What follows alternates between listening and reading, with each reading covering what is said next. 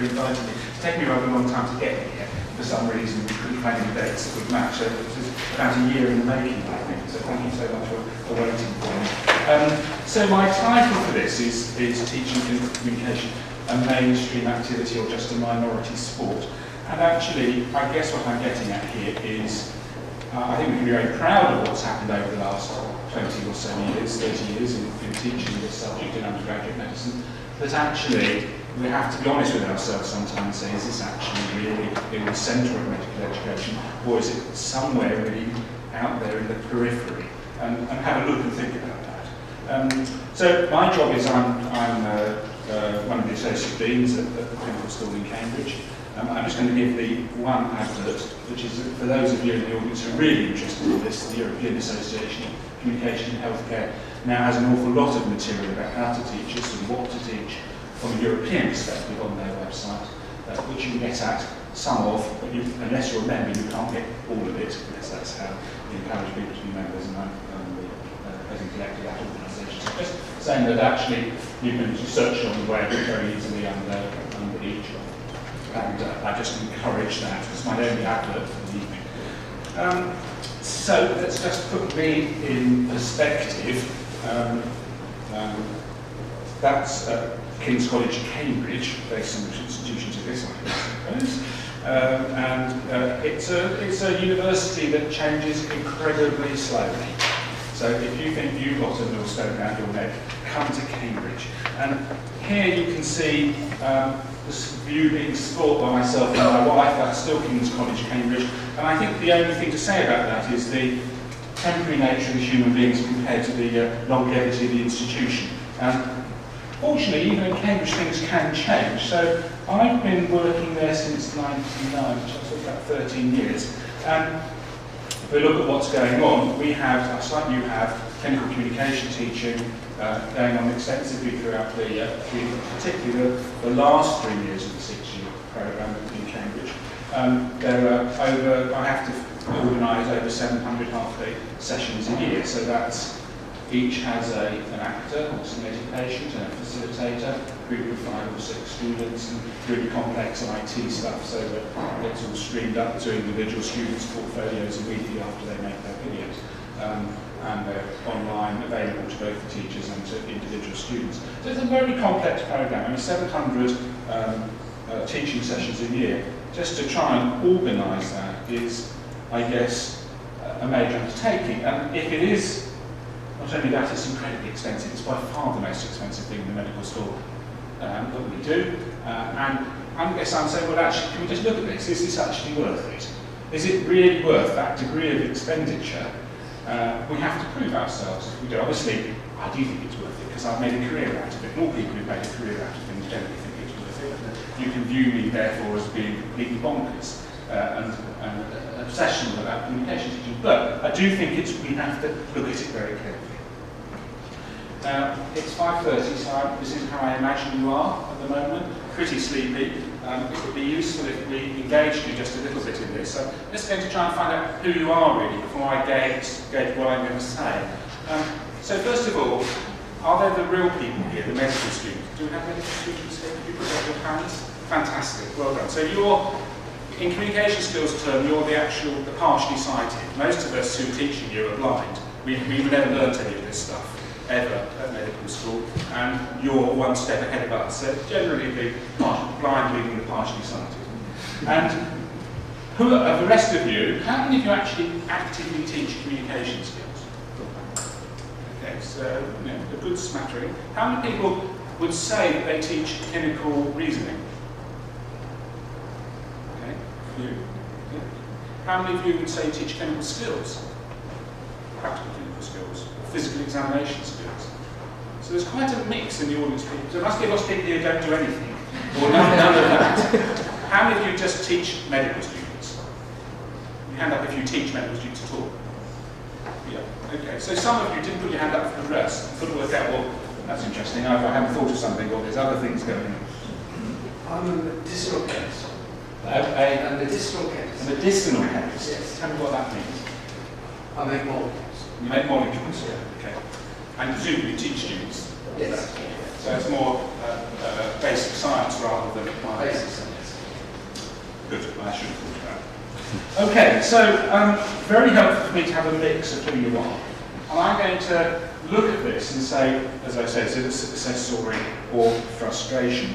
But before I start, I'm just going to mention two premises, which I'm not going to go into today, because they're the things which communication skills people are generally satisfied with and feel confident about. You may or may not, but it's a different lecture.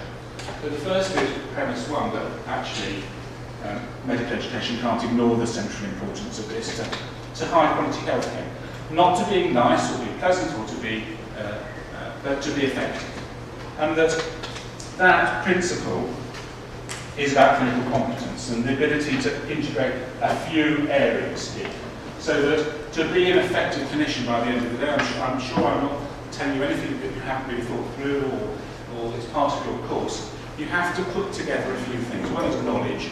In general, I can just talk about Cambridge. We're very good at force-feeding knowledge to students. We're fantastically effective at it. You could call it bulimic education sometimes, which is where you force-feed people facts, they vomit it back to the exam, and then there's no lasting value whatsoever. But that's a critical comment about our course, perhaps, and maybe yours.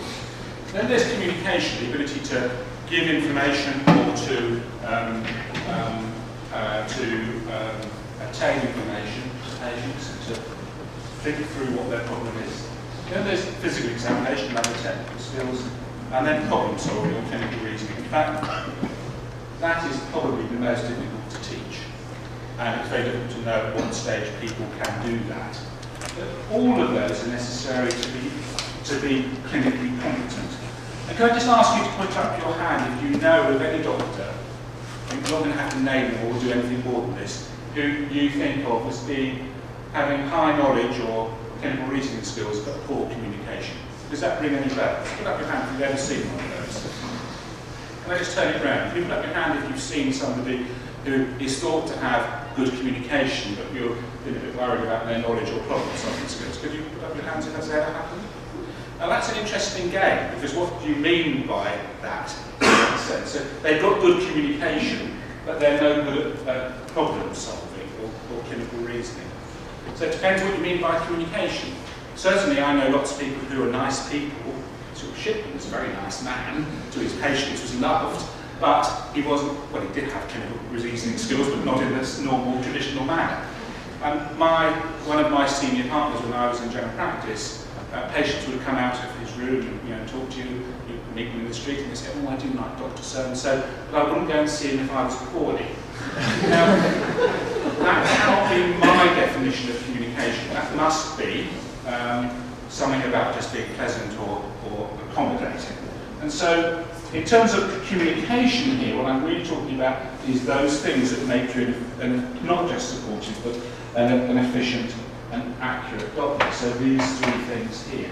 And if you look at the research into this, then we can quite carefully look at how this enhances both patient and health professional satisfaction and health outcomes for patients. I say that's a very different lecture than I'm going to give tonight, because the health outcomes for patient ones is fascinating. I mean, we can track it to health outcomes. We need to do a lot more about this and think more carefully about this kind of research we've done, that you can track it all the way through. So that's not an issue. So it's not about being nice. Being nice. Well, this is not only about being nice. Okay, so there's the second premise. Sorry. And then if you want to, another way of looking at this is what we should be teaching in terms of this what is communication. And all the UK medical schools came together and wrote this paper now about 4 years ago, which actually looks at what the content could be in undergraduate medical communication. It's not simply the doctor-patient consultation, it ranges all the way through to communication with staff members, with relatives, through interpreters in difficult situations. So it's a good paper, which also I would say that. So the second premise is that it can be taught and learnt, and we know which methods work. And of course, here you've got a unit which puts into place just that methodology. And again, if you want to look at the research, there's lots of review articles which all basically say the same thing, that yes, people can learn this, and we know how people learn it. We know that To a certain extent it is retained, depending on which research you look at, but randomised controls trials in medical schools followed up for 5 years show that it is retained, and that in fact everyone moves up a little bit, but the people at the bottom end move up most. So that, as opposed to just preaching to the converted, actually the people who are in most trouble gain most, but they'll never end up a tennis player like Federer. They'll always be a tennis player like me. But they might be a little bit better than me at it. Okay, so that's the second premise, and that's what you need to do. Active small groups or one-to-one learning, observation, video and audio recording tremendously increases behavioural change when intentional feedback and rehearsal. So that's the sort of thing which I'm not going to talk about. Basic, what communication skills people stand up in front of you and talk about endlessly. The need for this very expensive methodology in order to get behavioural change, which is what we're looking for. We're not interested in giving a lecture. So one thing I can tell you about this lecture straight off is it won't change. Whatever I was talking about will not change your ability to communicate with patients. If I talk to you for an hour about this, you might understand it, but there's no evidence it will change your behaviour. That's problematic too in the e-learning literature. There's not a lot of evidence that e-learning helps you communicate better. Which is why we have to do this very expensive methodology of getting people not only to work out what they want to do, but to try it out, get feedback, get re-rehearsal, have another go, try to incorporate it into their personality. Otherwise it's a bit like, reading a book. I've been on holidays where I've read that book in the airport, to learn to ski in a day, which is fine. I did learn, I learned what the boots were, but it didn't really help me to ski. Because I needed some sort of experiential learning. So just to kick us off, and I've got a variety of videos just to bring this to life a little bit. The difficulty of all this. So I've produced, these are two Cambridge students. This is Hazel, she's 2 years to go. She's working with a simulated patient. There's another group in the room. This is one of her videos that's flipped up onto her e-learning portfolio, and she's given us permission to look at this. And it's just showing that actually they're practicing pretty difficult stuff. This is a woman with complex epilepsy. She's trying to work out how she could possibly deliver this. So I'll just ask you at the end of it to shout out, can you name one skill you think that you've been trying to teach her? Interesting, or she's been trying to learn what you're working on. So I realise this is all quite a bit of a shock to you. But I think what would be helpful for now, if that's okay with you, if we move on and we look at how we're going to manage this and how we're going to move on from here. Okay. Would that be okay? Yeah. Okay. So I think the main things I feel that we need to make sure we have clear between us is what you understand by epilepsy, what treatments we can offer you to manage this, and then the other sort of additional things that we need to consider in terms of your lifestyle. Okay, so if we start at the beginning, what do you understand by epilepsy? Well, that idea of someone on the floor sort of foaming at the mouth and thrashing about, really. Yeah, that is a scary image, isn't it? Yeah. Okay. Well, I mean, you've experienced your form of epilepsy in terms of sort of strange blankness that you get and this loss of awareness. Yeah. And that is your form of epilepsy. That's what we refer to as a complex partial seizure. Okay, now I'm not showing these as really a demonstration, I'm showing you the struggle that students have trying to work this out. But can I just, apart from Bernadette and Elaine, is anybody else in the audience, what skill do you think she's been trying to learn and said, I'd really like to go practice that? Patient-centred. Yeah. Open-ended questions. Okay, open-ended questions. What are you doing in terms of information giving? Empathy. Demonstrable empathy. And actually, that isn't what she's trying to practice. All those things are there. You're absolutely right. Gaining permission. Gaining permission would be yes. That's all very effective. That's all there. But isn't the one. This is quite hard, you see, to work out. So what's this girl trying to work out here? So checking her understanding. So finding out her starting point, what she knows about this prior to giving the information, and then relating it. That's what she was trying to do. So So these are fairly high-level skills, you know, compared to what I did as a young student doctor, which was just go out there and speak to people, having had no instruction at all. So that is, she can try this out, she can have another go, she can try it in different ways, a way that fits her personality. Okay, so those are my premises, that it's teachable and that it's important. Okay, so and that it's not just a fashion, that's a fashion. She's leading a wild, dangerous life, tinged with that. So communication skills isn't a fashion. Okay, so what I want to do now is say, why does it often then still appear to be a minority sport? Secondly, how do you overcome this, which is, I'm going to talk about integration basically. And then 5 particular areas of integration. And then something to do with how curricula progress over many years. And this field has developed over many years, so it's something which actually is important to think, where are we now, where are we aiming for this? So why does it often appear to be a minority sport?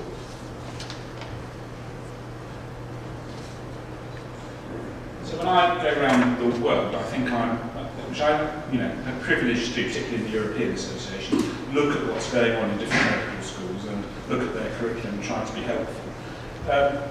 I ask a series of questions, I guess, which help me work out what's going on. And the first one is, do real clinicians model the skills we're teaching? So if you go to students, the best people to ask and say, when you're sitting in outpatients, how many people ask for the patient's ideas and concerns, or how many people do you see actually checking patients' understanding by asking them to repeat, which is a standard technique that people are taught. Most students are very honest and say, not very many. And that's an issue. If you've got a situation where you're teaching one thing and clinicians are not doing it on a regular basis in modelling, there's a problem. Now, that problem is always going to happen for a generation or two because no one was taught this stuff when most people who are practicing physicians over the age of 40 were in medical school. It's bound to happen. We're doing something very different here from teaching, say, gallbladder surgery, where basically the standard that's going on now is the standard you expect of people. What you're saying here is actually we're trying to leapfrog a little bit here. The standard we're looking for is slightly higher than average approaches. And you could say that may be true about professionalism, I don't know, or certain, you can look at what areas there are that may be true, but it's not mostly true in medical education. So it's difficult. And the second thing is, does bedside teaching back it up? In other words, it's all very well this being done in the great silo of the communication lab that I run, but actually, is it going on at the bedside? Either are we going out there as communication teachers and involving ourselves around the bed, or do people who are teaching around the bedside backing this up? Or does it look like they're two distinct beasts? The next one is, do learners think it's an add-on? In other words, is it something you only do when Dr. Silverman's watching? Or is it something you do because it's what you think you do all the time? And a very good example of this is, every now and again I examine in the more physical examination stations in exams, normally because someone's dropped out and I'm running exams, so I stand in. And the students, as they walk into the station, are completely bamboozled by my presence and behave in this bizarre way, which no one was expecting them to do. Thinking, well, he's examining it, there must be something about communications in this. I must behave bizarrely. Okay. Who doesn't teach it? Now that's another major issue. And what I mean by that is, well, we know who does, but who isn't actually involved in this? So if, say, it's only taught by the communication team or a group of psychologists or general practitioners or psychiatrists, if that was the case, and never was it taught by anyone in surgery, orthopaedics, etc., or endocrinology, then that's a very odd message to a student. It's a message that it's only important in certain arenas. It's not important all the way through. Next question I ask is, when doesn't it occur? Now this has changed over the years, but it used to be, when doesn't it occur is in the last 2 years in many institutions. So this, I don't think, is true here, and it's certainly not true in Cambridge. but it is still true in certain medical schools that it starts off in the first few years and then it just peters out as you get into clinical medicine. And that's partly logistical. It's more difficult to get hold of people as they rotate through hospitals. And it's partly because it was seen as a preclinical subject, taught communication. Well, what message does that give?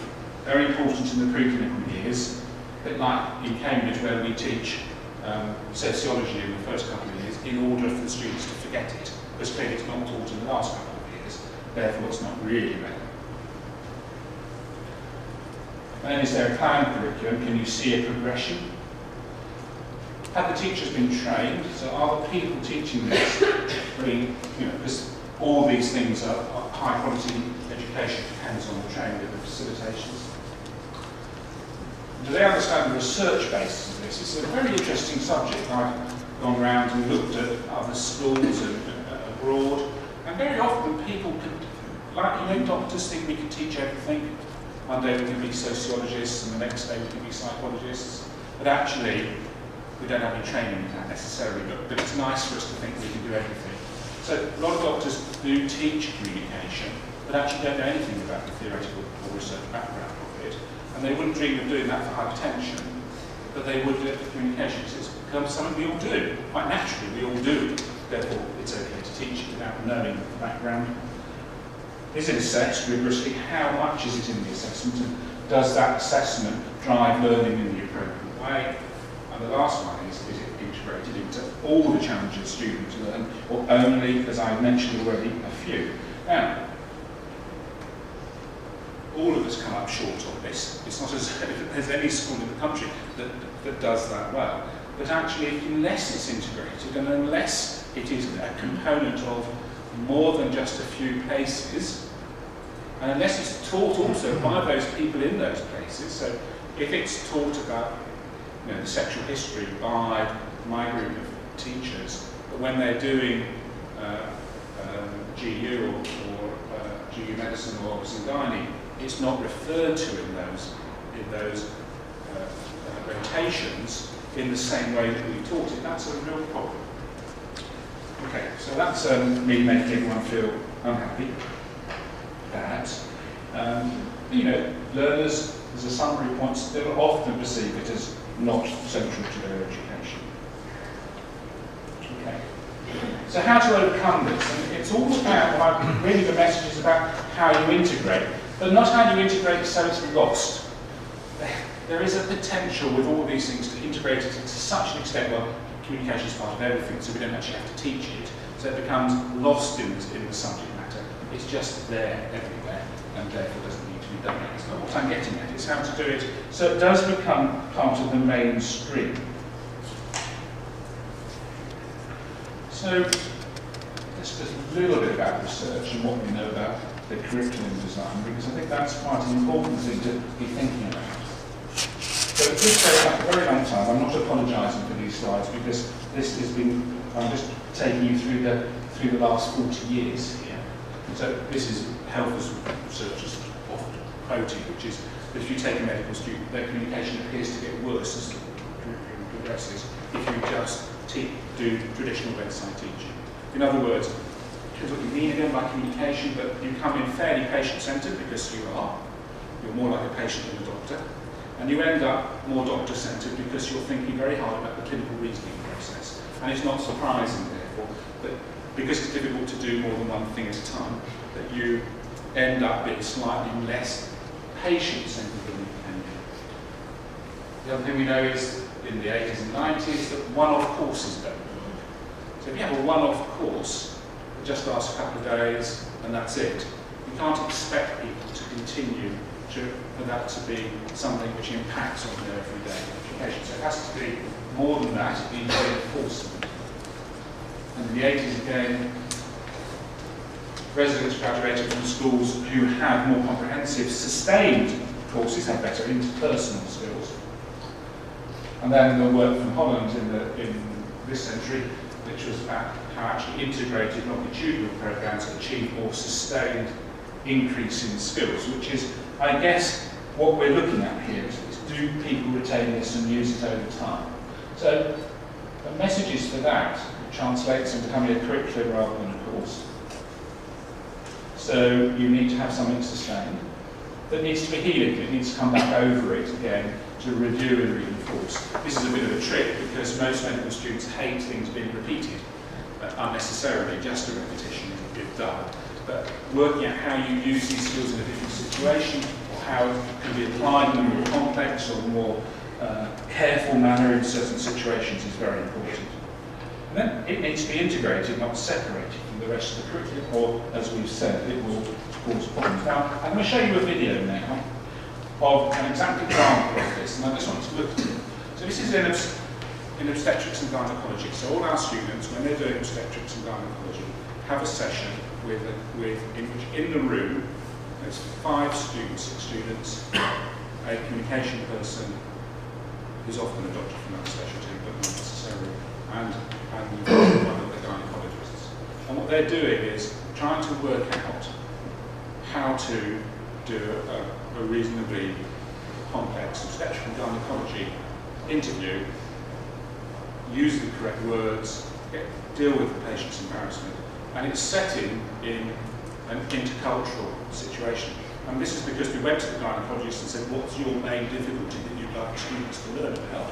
And they said, well, here in Cambridge, it's Asian women coming up with not very good language skills and different cultural backgrounds to predominantly white male gynecologists. That was actually what was going on.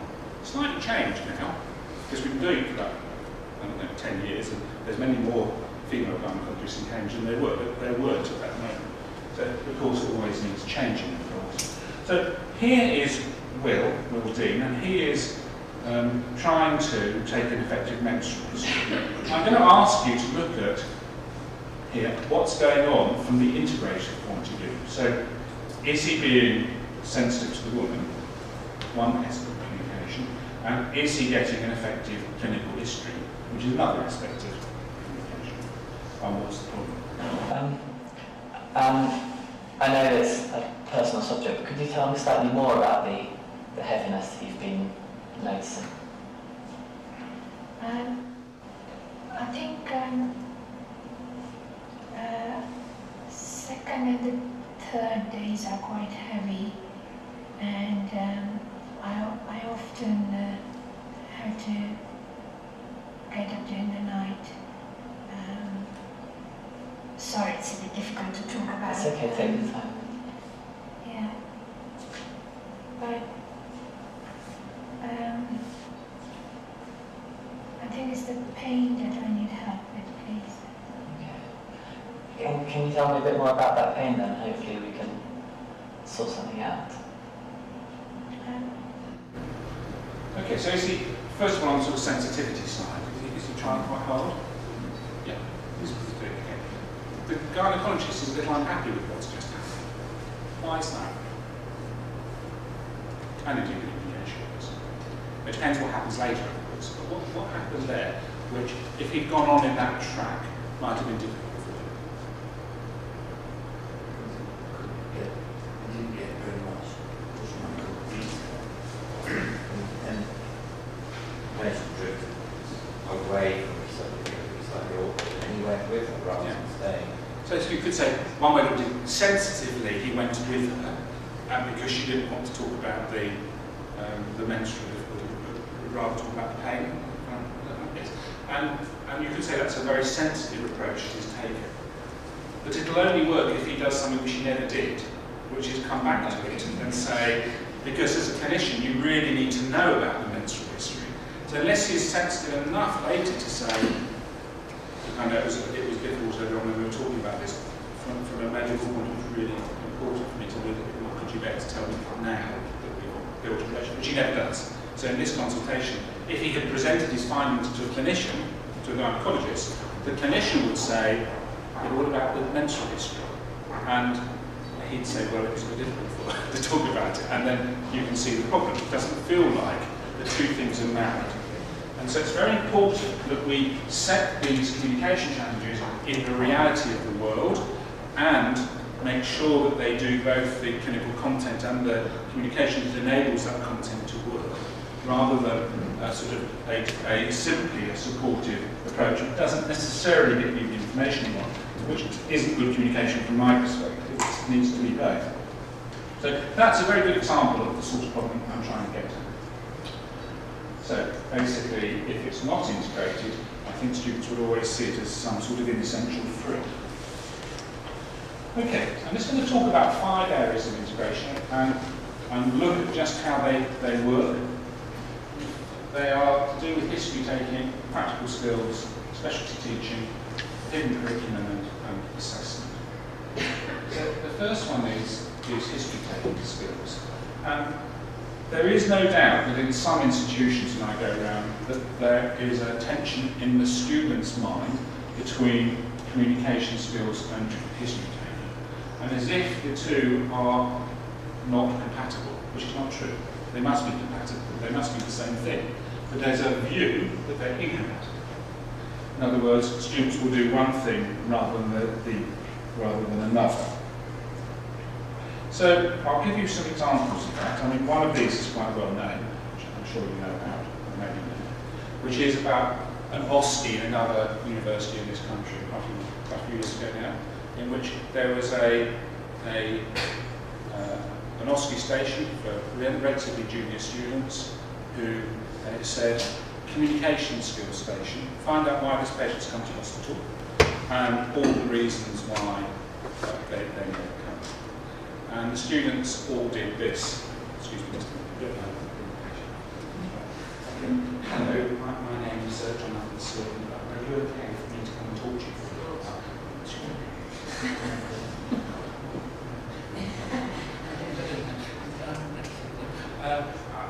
If any time you don't want me to, I'll go away. I don't say that, but any time. And please, it is very confidential. Is that all right?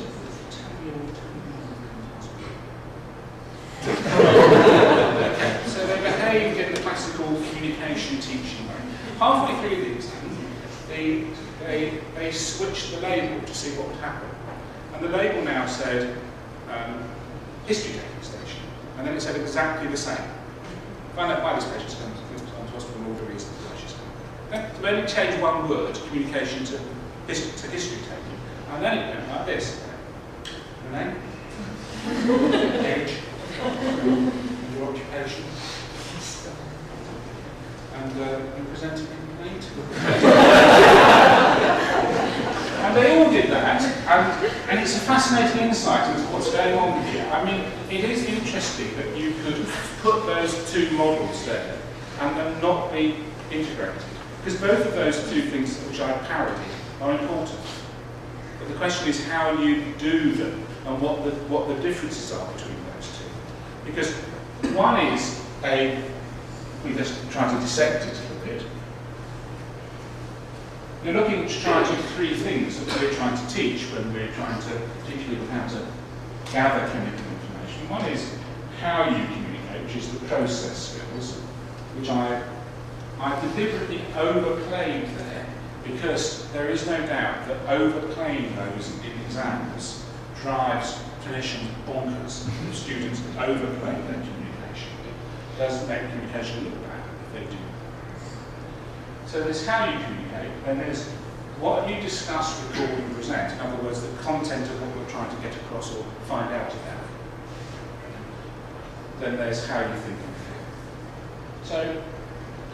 So the how you communicate can be either an open or a directive approach, or a mixture of both, of course.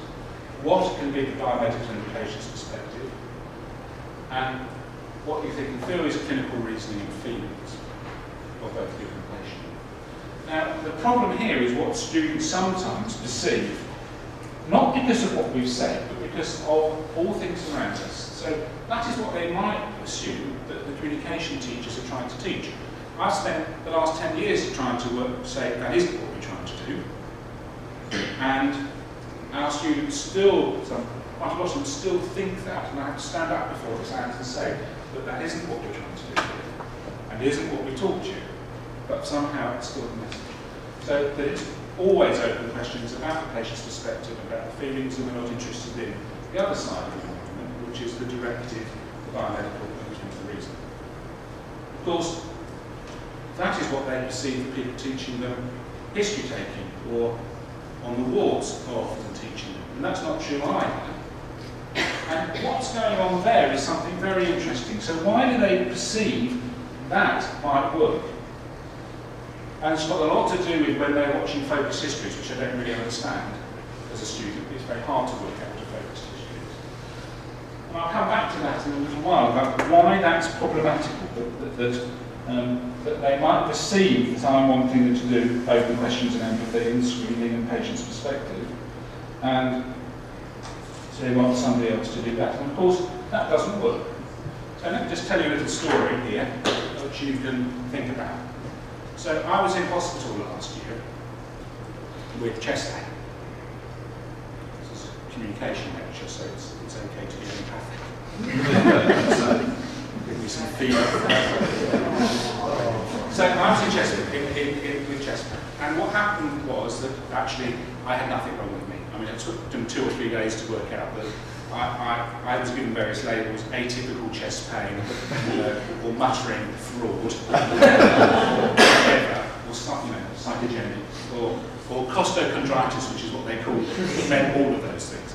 Okay, so I'm sitting there, but I'm admitted in the bed in A&E next to a person who has real chest pain in his ear, as opposed to me. And he's about 70 or so, and he has had infarcts in the past and stents, and he comes in and he has angina, and he's had a bad episode, or a longer lasting episode, which is now recovered, but he doesn't cry. And he's sitting there in bed next to me. And then we get both moved to the ward, and I sit next to him again for a couple of days. And in that time, he has his history taken 6 times. So you might wonder why, but he does. One is from 4 junior doctors, 1 senior medical student, and 1 consultant. And the 4 junior doctors all entirely missed the diagnosis. It was a fantastic experience for me just to sit there, because there was nothing wrong with me, I was enjoying myself. So basically, they all did the same thing. They all clinically did the right thing. They all made sure that this chap was monitored, made sure that he had a line, made sure that he had the right bloods taken to ensure that he had his heart, and he was admitted to the ward. There's no problem with that side of his management. But none of them discovered what the medical student discovered on the first day. And the medical student, I don't think, passed it on. Because the medical student said, well, the 4 doctors, can you imagine the style of interviewing? So they did this style, okay, which did not work for clinical reasoning. The fact that you do that does not necessarily work out here. So they did, so I'm sorry, you had chest pain, where is it, where does it go, where does it move, what brings it on, what's it associated with, have you had shortness of breath, have you had swollen ankles? Pretty much direct motor questioning. The medical students' first words were, I'm really sorry to hear you in hospital, can you tell me what's been going on from the beginning? And listened for about 30 seconds, through which time she got the diagnosis, which was, well, I'm not really surprised I've got chest pain, doctor, because that's not really the problem. The problem is that over the last 6 weeks I've had increasing difficulty swallowing. And I've told my doctor about it, but it was really very interesting. It's got much worse now. And it's got to the point where when I swallow, I have to chop things up and liquidise them. And in the last week or so, I haven't really been able to get my tablets down. So I haven't had my anti-anginal medication, so it doesn't really surprise me I had a much longer period of angina. He had a CA esophagus. Now, that is a very interesting thing, because the others missed it for want of really 30 seconds. They never got to it. The consultant, who was trained in communication by us, was a very nice young consultant who's been through modern education. It was interesting. He came along, he said it's terrifying because he could see me. He came along and said, okay, I'm sure my team has sorted out things going on. What would you like to talk to me about? And the chap said, well, I would really like to talk to you about my swallowing, which he didn't know anything about. So either way, there are ways to get at it, which are to do with these approaches, and then, of course, combining it later with these approaches. It's not as though they're not put together. They are put together, but they have to be combined. Okay, so that's my experience of this, and what I'm trying to say is you need to do all of these together. And where does this problem lie? I'm just going to go a little faster in this section. So this is like the communication models many of us teach. They look like process models. And this is the content you write things down. It hasn't changed much over the years, really. And is a very useful structure for writing things down. You could change it a little bit. You could change this to say, chief complaint is old-fashioned because people don't only have one story. But basically, the complaint is a word I particularly dislike. But you could change, you don't need to change that very much.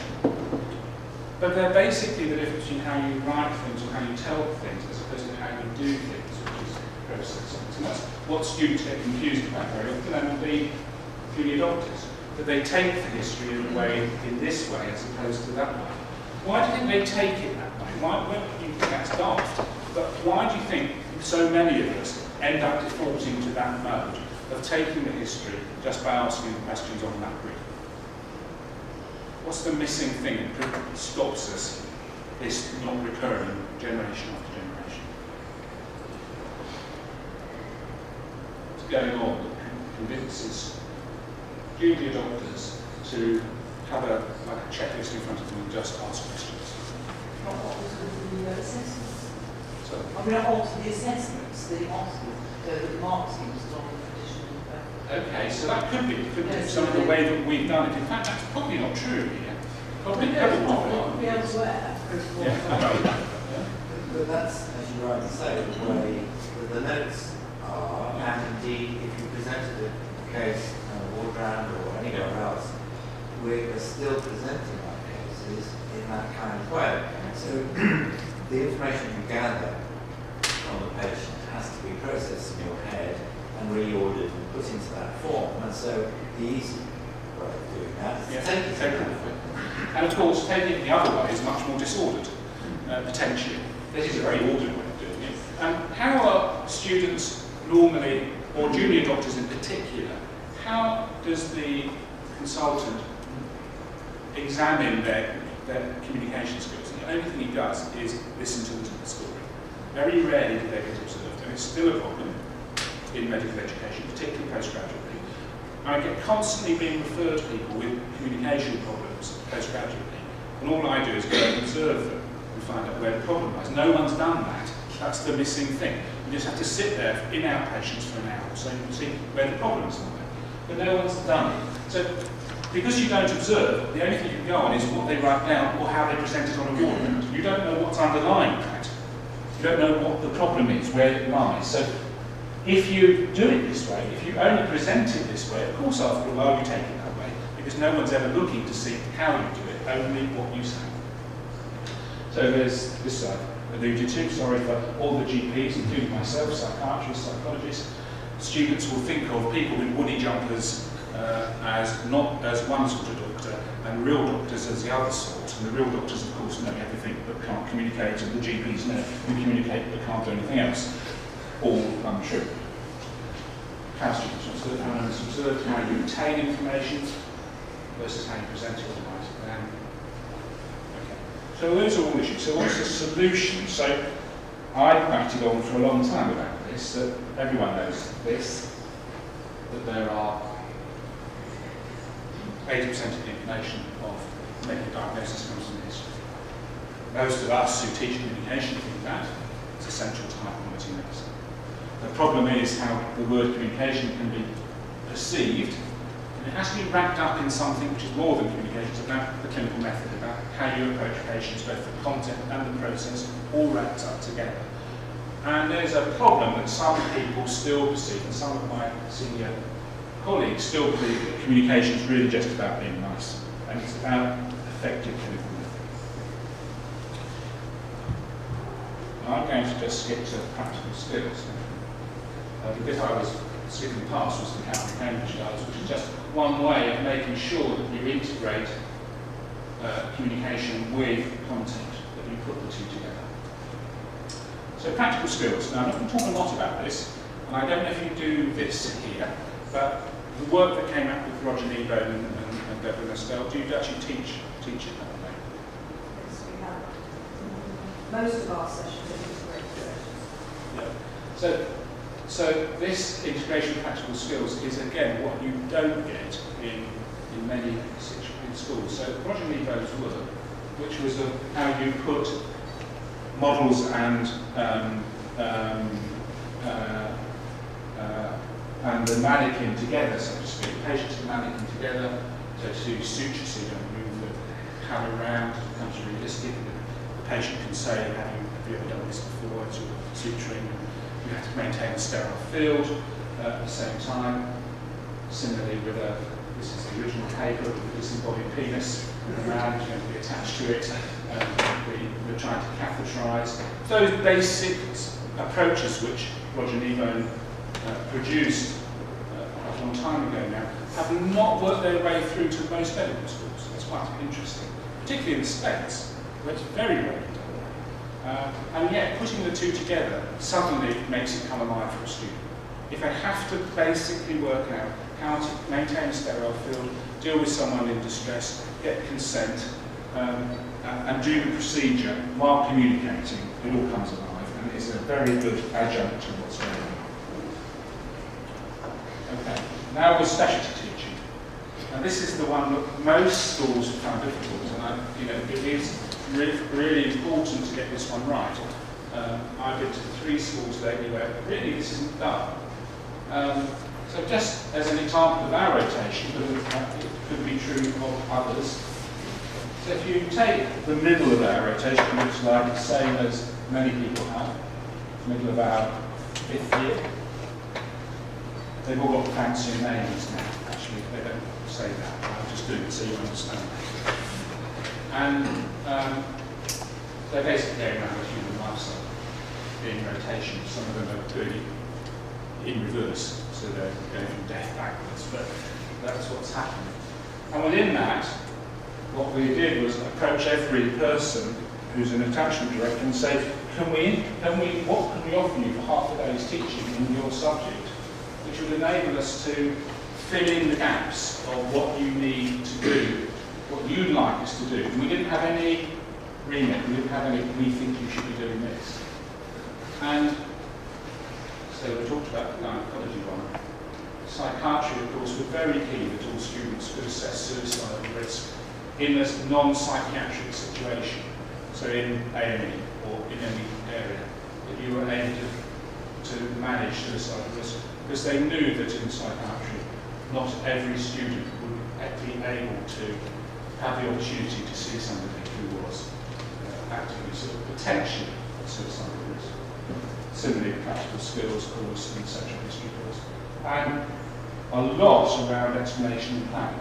So based in neurosciences, because they could see that it was primarily an outpatient-based teaching specialty, and they wanted to do something which really taught people how to give information. So, the next thing, of course, is integration with the hidden curriculum. I suppose what I'm trying to say here is every subject area does this differently. So in paediatrics, all the paediatricians video themselves with children of different ages, and they demonstrate using their own videos, and then go and observe students with real patients. And then integration with the hidden curriculum. This is the most difficult, of course, which is what I was talking about earlier, that what we do in our silos is important. What goes on outside to reinforce them is even more important. So there's the formal communication skills teaching curriculum. Even what we do has to be carefully considered. I think to look at, do we get out there if there's no outreach to the clinical environment? And increasingly people are doing outreach, as not just done in the teaching room. Then there's the informal communication skills teaching that's going on by everybody around us who have brought in, increasingly so, to the importance of this. And then there's the modelling that goes on all the time. So if there's a lot of modelling which is inappropriate, of course students, you might say, will have what we're doing undone. Might take it slightly differently, but actually students are extremely good at working out what actually they see and what's going to be appropriate for them in the future. But there's no doubt that excessive modelling is difficult. There's also this other modelling, which is over-communicating modelling, in which people are doing it without sincerity now. to say something. And all of those things need to be thought through. Again, how we all as medical schools came together to produce a video resource. And we were very careful to get senior clinicians, this is James Dougal, one of the gynecologists, to actually put herself on the line and talk about what it means to take a history in her subject. And again, that's another way of increasing the impact of senior clinicians in this and getting people at the top of institutions to be involved. But the problem with modelling is getting enough people in key specialty areas to be exemplars of this. And I think that's changed dramatically. In the last 10 years, that's what's happened. There are now key exemplars everywhere, and the students are being able to see that. Okay, so I'm just going to finish with assessment and then have time for questions. Assessment's a problem in integration because it is essential for driving the curriculum forward, and it acts as a tool for integration. That if you can put this together in a sensible way in your examinations, in your OSCEs and in your finals, then it will work. But there's another problem here of over-integration, which is, unless it's very carefully planned, it drives it has a rather negative educational impact. So we're rather, many of us, constrained by the numbers of people going through and the times for stations. And so trying to integrate everything, history, communication, examination, discussion, clinical reasoning, into a 10-minute station is asking a lot of somebody at student level. And I'm often told, yeah, but that's what they're going to have to do in real life. My view is that they haven't quite got there yet. They need time to do these things, and it needs to be done carefully. But just be very careful about integrating to such an extent that people do a little bit about what you were talking about earlier about the examination that happens in the marking grids. That if a lot of marks are for the content and not many marks for the process, then it's not possible to do both in this way. It's easier to do the content than the process, and to have a rather strange examsmanship story going on in finals, which is very different from what people are doing in real life. So in our situation, we've gone for much less reliability needed. So we used to have 12, and 10. Each of them is 16 minutes. There's another exam which is more predominantly around clinical exam. So that's another 12 stations. You have to add that into this, if you like. And then practical clinical skills are in the third different exam. And you could say they're not integrated. That's my point, really. They're not. And that's a design danger of what we're doing. But at least it gives people adequate time to do these things. And that's the problem we have. So, I guess pay attention to all the possibilities for integration across the group. And this last bit is where I finish, which is the maturity business.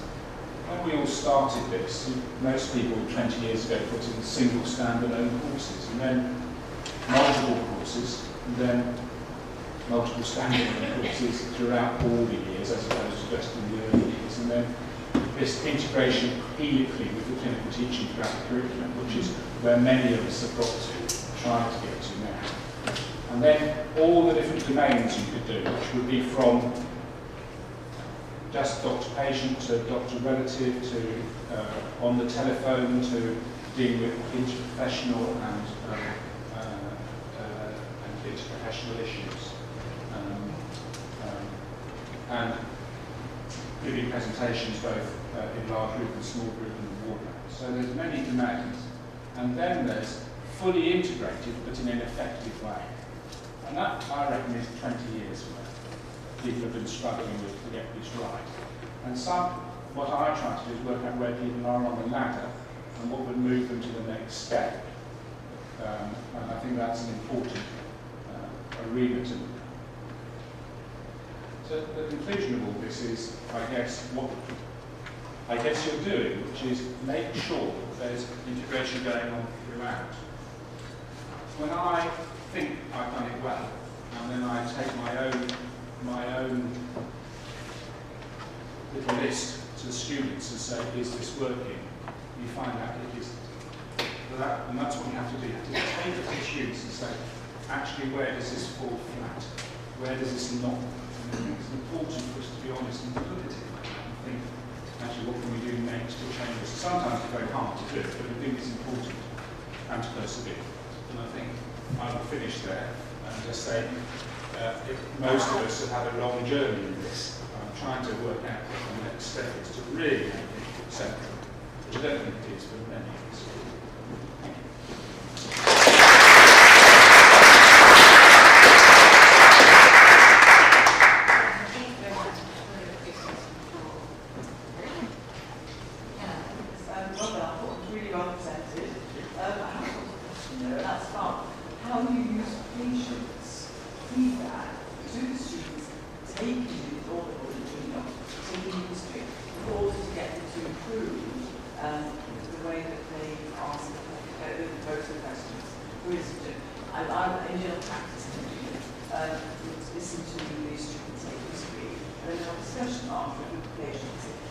Can you suggest a different way that student could ask that question?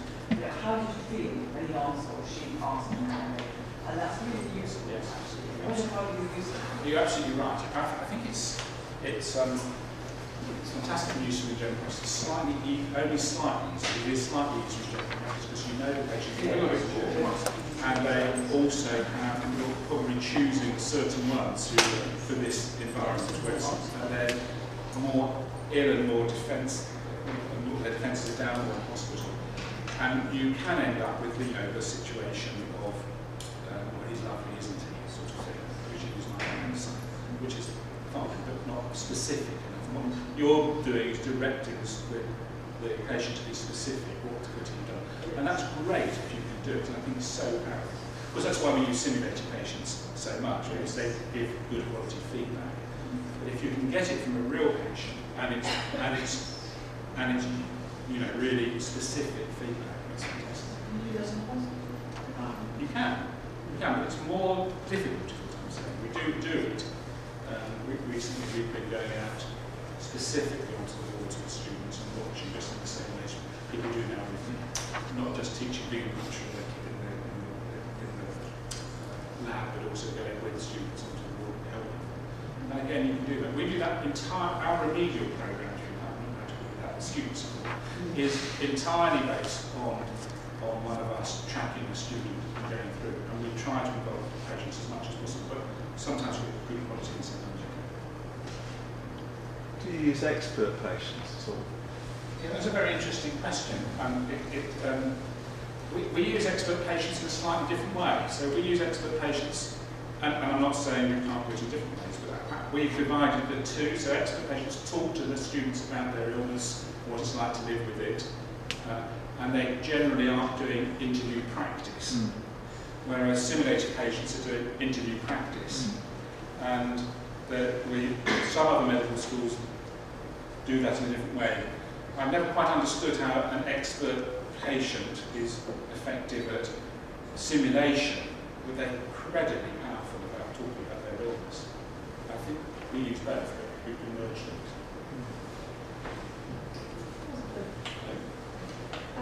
I'm really interested in your move towards the longer hostel stations, and I just wonder how you've been able to bring your medical school on board with that, because I think there's this issue around, as you say, reliability, that we need more multiple stations, whereas the actual longer stations may actually increase the validity of what we are looking for. Students have a more sustained, realistic time frame in which to demonstrate their approach to communication, which I think is compromised in our shorter stations, where, as I say, sometimes inadvertently students' communication is distorted purely by trying to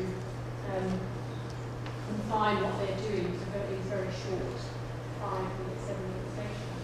How has that been worked through?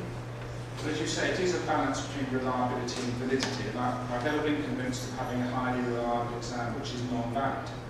It's not testing the right thing, but testing it in a highly reliable way. But you do have a problem with that, and every institution wants to make sure the right students pass and fail. And we did it by having enough stations spread over a variety of different situations, if you like. we had 12 stations. I mean, most of the research says that you need about 2.5 hours of testing time in whatever format to get this right. So we did have 3 hours of testing time. We had 12 stations. It only got reduced to 10 because of the wonderful external examiner system, in which the external examiners basically said, we couldn't do anything like as complex as that in our institution. Why don't you have 10 instead of 12? Which I think was a very valid answer, and I tried very hard to defend it. But it's at the moment back to 10 again. But I think 2.5 to 3 hours is pretty reliable, as long as you have to be a bit careful not to set the number of stations they could fail too low. You know, it's often done on both numbers of patients failed and total exam mark. If you set the number of stations failed too low in an exam which doesn't have 24 stations, you can be in trouble. So it's a balance. I mean, fortunately, we've always found the same thing, which is what most schools find, is you have a very nice normal distribution with a 10. And the only ones you're worried about are within that 10. It's very clear. And it's not just about communication. The same people actually have issues with clinical reasoning. In my experience, cloud simulated patients work really well. But when with the groups of 5 to 6, and sometimes more than that, the opportunity for each student to be able to experience a simulated patient usually doesn't exist. And it falls to usually the more kind of vocal students to actually then have the opportunity to work with the simulated patients, whereas perhaps the people that need it the most are not the ones that volunteer themselves. Do you find there's enough time and resources to get around everyone? Because there needs to be. I mean, I'd say we're lucky. Firstly, it's a much smaller school, you know, which makes a big difference. It shouldn't do, because it shouldn't exist for 400 students as opposed to 150. It doesn't really mean there's an economy of effort in it. Our sessions last 3 hours, so there's always time to get people through. So everyone has a gap, but you'll still have this problem of the weaker often don't, or the ones not so don't put themselves forward. So we have ways around that, one of which is that we have an ongoing, because you often see a different tutor, it's very hard to know what's going on, so we have a system whereby people who are low contributors are identified as well as people who we don't. So if we have 2 people who mark somebody up as saying, actually they haven't contributed very much, we'll ask us to talk to it. So there are ways around that. So I think everyone does do a review, but some people hold back and don't. Just wondering if you could say something about faculty development, because that seems to be the elephant in the room in a way. You know, you're only as good as the faculty. Yes. And you talk a little bit about at the end, what strategies do you have for developing people? Well, one which has worked, but I had no idea it was going to. So about 5 or 6 years ago, I wrote to every. We had a problem where it was still mostly taught by GPs and by communication people, because actually to get most specialists involved in the teaching was hard work, particularly with the new country. Very hard to really release people for a generic subject. And so we wrote to every single consultant in Addenbrooke, which is about 400, and said, would you like to come on a course for how to teach communication skills? Because we wanted to generate about another 5 or 6 people. So we thought we'd get maybe 15 and something doing this. So how many people do you think applied out of 400? I thought it might be 2. So 106. Now the question is, what was going on at that moment to encourage so many people to apply? And I think it's because if we'd said, come on a course about your own communication, we'd have to. Because it was come on a course about communication and teaching, people felt, well, I'll go on that and surreptitiously maybe find out what this is about. And also, they were all being examiners in cases and MRCS and all those other exams, and didn't really know what they were examining and felt a need. So suddenly we had all these people, we had to run, we had a headache when we were running these courses. So we got the university to develop a University of Cambridge certificate in communication skills teaching, which involved a 2-day course and then 6 sessions, 2 observing, 2 co-tutoring, and 2 being observed, and then to pay back another 6 after that.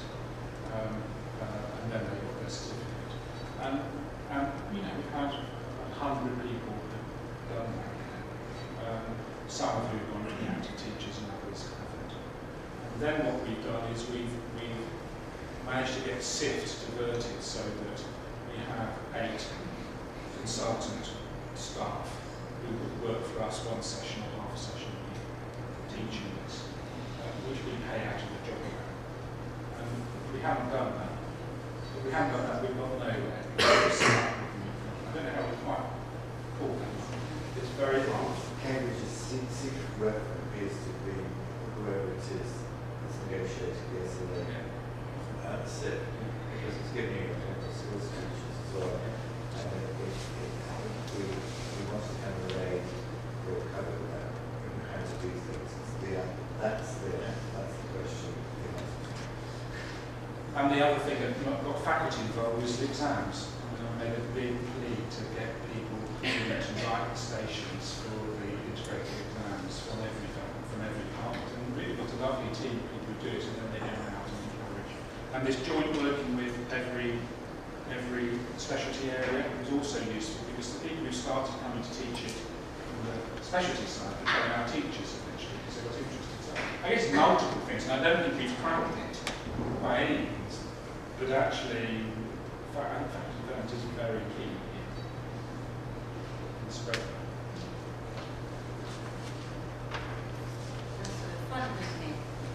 You raised as an issue that communication skills are taught to medical students differently from what they observe when they go into clinical placements. And wouldn't we expect that to be the case?